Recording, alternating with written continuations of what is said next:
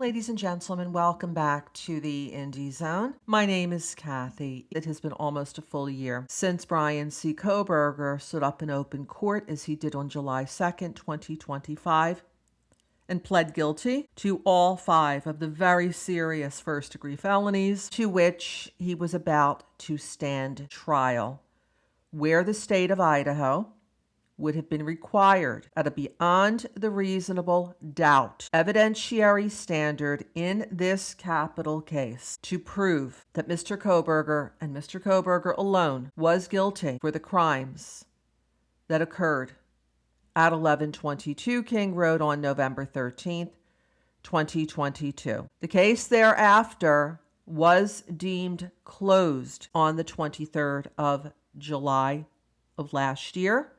That was the date of Mr. Kohberger's sentencing, and he has been serving his 4 life sentences ever since then.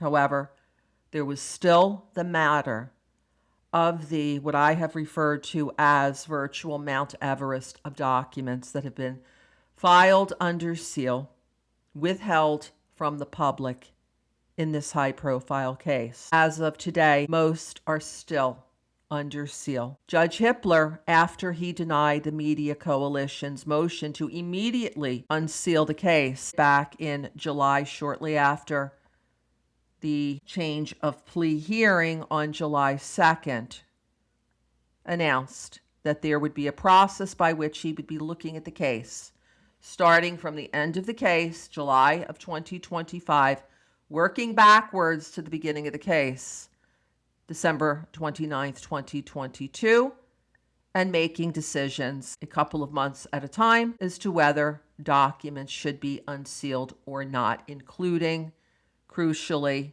in our opinion, evidence. Judge Hippler unsealed a few documents for the months of June and July, May and April, and 1 document from February of 2025. Everything else that was filed under seal in the case is still under seal.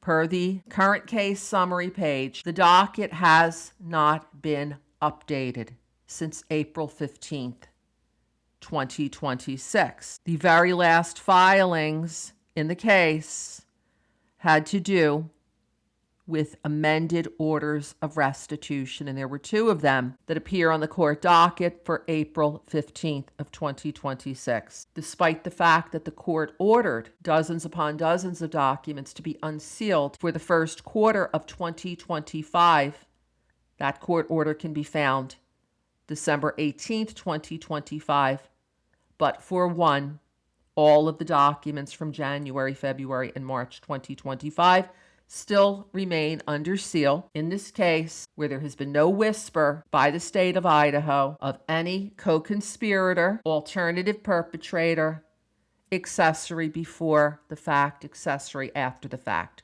Per the state, it was Mr. Kohberger and Mr. Kohberger alone who is responsible for all of the catastrophic events that occurred at 1122 King Road. He has never made any indication that he would appeal his sentence, and when he entered into a plea deal with the state of Idaho, he agreed to sign away all of his appellate rights. So the rhetorical question continues to be asked: what is going on with the unsealing of the case?